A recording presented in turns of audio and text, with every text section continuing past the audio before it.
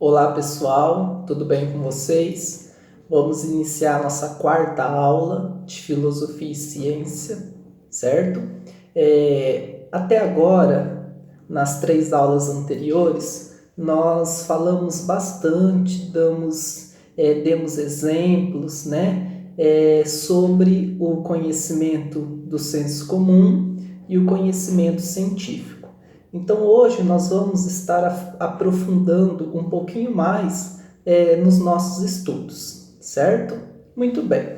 Então nós vamos falar um pouquinho do conhecimento científico, um pouco mais profundo. Quando nós falamos em conhecimento científico, nós vamos estar falando então lá na antiguidade, né? Sobretudo na grega. Então, em geral, a antiguidade, sobretudo na grega, não há uma definição, diferenciação clara entre ciência e filosofia. Essa diferenciação, né, essa clareza entre ciência e filosofia se passa na Idade Moderna, a partir do momento que o pensador Galileu Galilei, já no Renascimento, criará o método científico. Então, o que nós precisamos saber? Idade Moderna. Então, já que essa diferenciação entre ciência e filosofia começa a se passar na Idade Moderna, isso significa que para ter chegado na Idade Moderna, nós passamos por períodos anteriores, que vale a pena relembrar, né? Então nós passamos pela Antiguidade grega, na Grécia, passamos pela Idade Média em Roma e, portanto, chegamos na Idade Moderna, onde nós falamos de um período, né, de mais tecnologia, um período mais global, que tem um marco na Europa. Então, foi na Idade Moderna, né, através do grande pensador Galileu Galilei, que começou a se diferenciar, né, a ter essa diferenciação entre filosofia e entre ciência. Que período? O período do Renascimento, né? Aonde cria ou criará o método científico. O que é o Renascimento? A própria palavra já nos traz renascer, né? Então, o Renascimento nada mais é do que o nascimento das artes, da filosofia e das ciências. O Renascimento também foi um período que se passou na Europa, situado entre a Idade Média e o Iluminismo, né? O que vem a ser a Idade Média? A Idade Média ela se passou em Roma, né? E teve um marco por ser uma sociedade de militares e não aceitarem a ciência. Já o Iluminismo defendia, né, a liberdade, a fraternidade e a separação da Igreja e Estado, né? Conhecido como século das luzes, que dominou o mundo das ideias na Europa no século XVIII. Então, o Iluminismo ele ficou conhecido como século das luzes. Por que luzes? Porque veio um novo modelo, né, de pensar, de conhecimento, por isso que nós chamamos iluminismo. Está iluminando, né, os novos períodos, as novas ideias, as novas gerações. Então ficou conhecido como século das luzes, né? Que dominou o mundo das ideias, do conhecimento na Europa, no século XVIII em diante, certo? Então, o Renascimento é esse nascimento, né, da arte, da filosofia e da ciência. É um período que se passou na Europa, situado entre a Idade Média e o Iluminismo. Idade Média se passou em Roma, marcado por serem militarizados, né, sociedade militares, e não aceitar o avanço científico. Iluminismo Iluminismo defendia a liberdade, a fraternidade e a separação de Estado, de Igreja-Estado. E também o Iluminismo conhecido como século das luzes, né? Uma vez que dominou o mundo das ideias na Europa no século XVIII em diante, certo? Muito bem. E o que vem a ser o método científico? O método científico nada mais é do que uma aglomeração de regras básicas, né? Dos procedimentos que produzem um conhecimento científico, um conhecimento racional, um conhecimento verdadeiro. Então, o método científico nada mais é do que regras, do que etapas para se concretizar um estudo científico. Muito bem. Dentro do conhecimento científico, agora nós vamos falar de Aristóteles, né? Aristóteles foi um pensador da antiguidade grega, né? Que divide a ciência em duas etapas, né?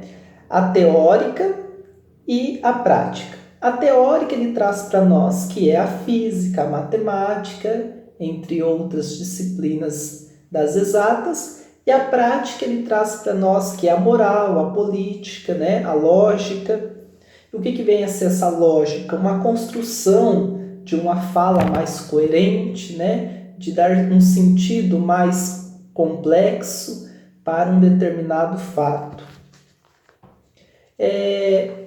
Agora nós vamos falar do período helenístico, né? O que vem a ser o período helenístico? O período helenístico ele representa o período após a morte de Aristóteles, né? Período também em que a Grécia estava dominada pela Macedônia. Qual era o interesse da Macedônia dominar a Grécia? O território grego, né? Um grande desenvolvimento da física, da ciência, porque vários conhecimentos oriundos de várias partes do mundo se somaram. Então, no período helenístico, houve essa somatória de vários conhecimentos do mundo, né, em busca de um desenvolvimento mais aprofundado da física, da ciência e assim sucessivamente.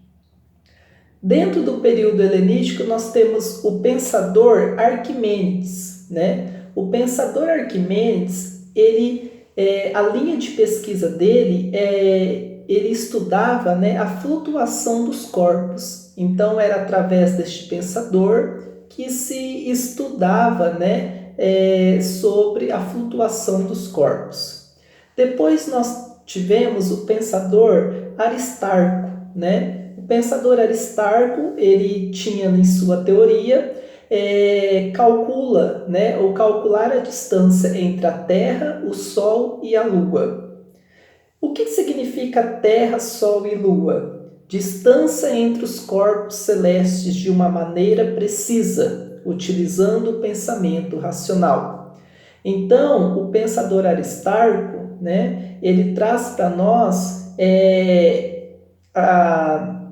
o cálculo preciso, o cálculo racional do distanciamento entre esses corpos celestes, que são a Terra, o Sol e a Lua.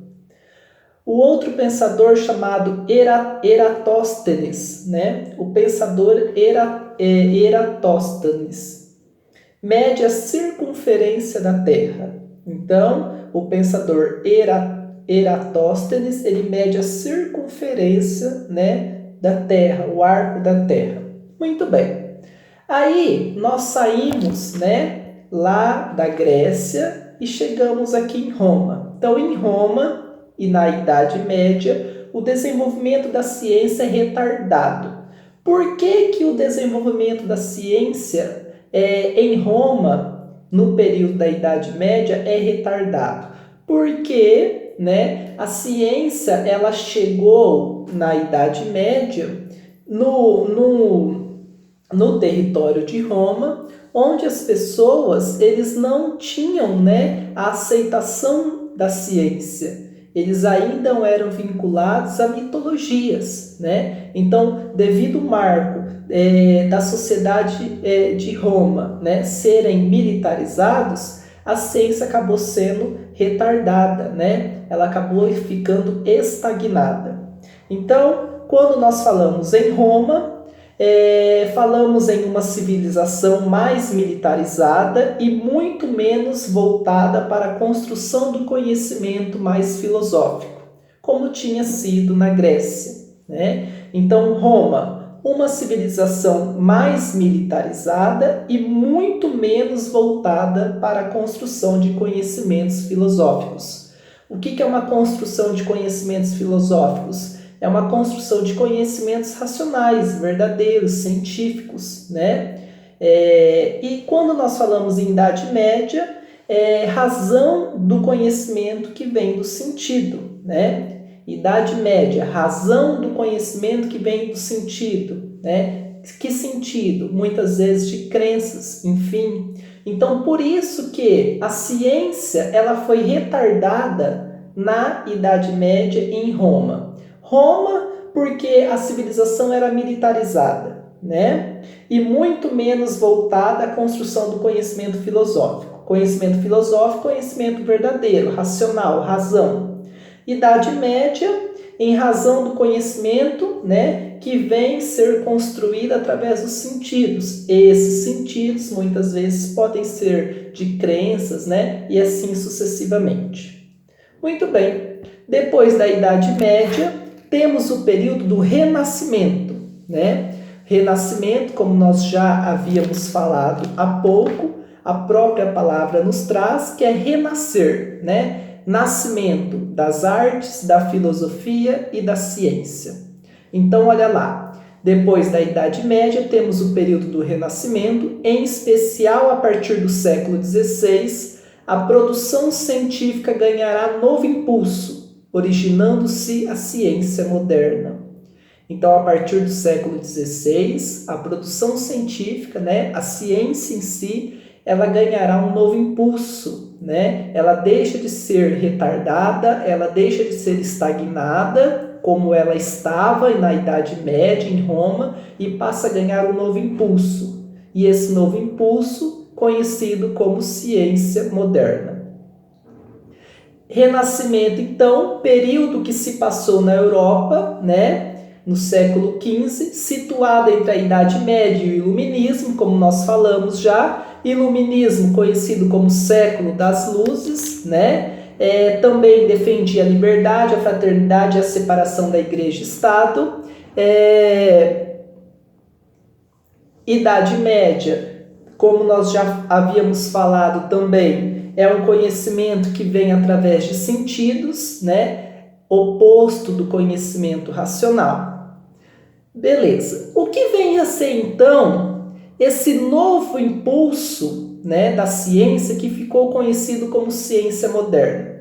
A ciência moderna nada mais é que a ciência que conseguiu articular o método de observação e experimentação com o uso de instrumentos técnicos, desenvolveu na Europa no século XVI.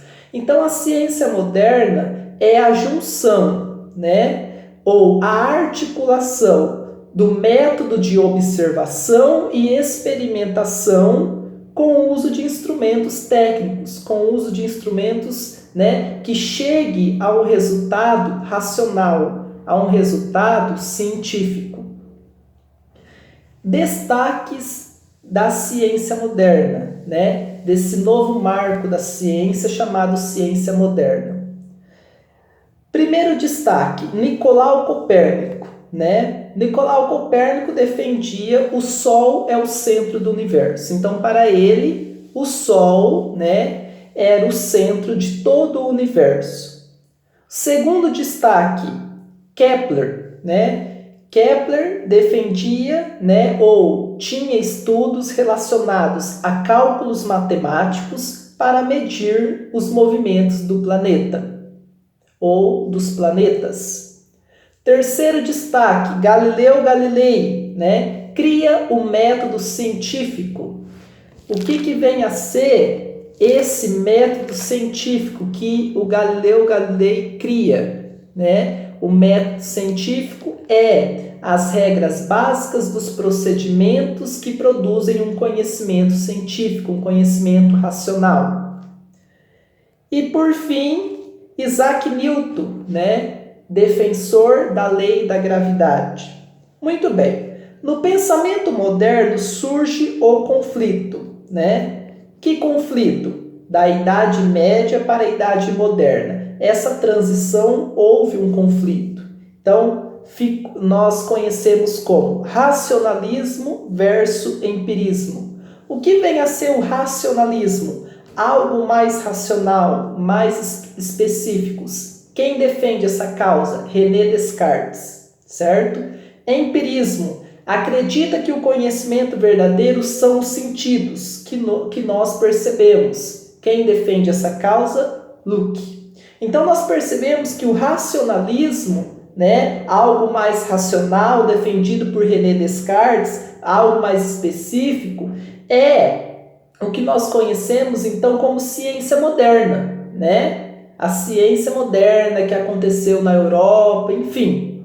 O empirismo, nós conseguimos entender, já que ele fala que o conhecimento verdadeiro é adquirido através dos sentidos, nós conseguimos entender que o empirismo faz parte da Idade Média, onde as pessoas acreditavam que o conhecimento vinha dos sentidos e não da ciência, e não dos estudos, certo?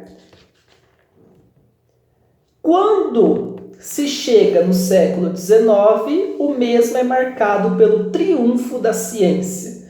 O que vem a ser o triunfo da ciência? O triunfo da ciência nada mais é do que a valorização da ciência, a glorificação da ciência. Foi no século XIX que as pessoas, a sociedade começou a ver a ciência como algo benéfico a todos nós, Por isso que a ciência, a partir do século XIX, houve esse triunfo da ciência, essa valorização pela sociedade, essa glorificação pela sociedade. As pessoas começaram a glorificar a ciência da mesma forma que glorificavam os deuses na época da antiguidade, Muito bem. Pessoal, então por hoje é só. Eu espero que vocês tenham compreendido. Um grande abraço a todos.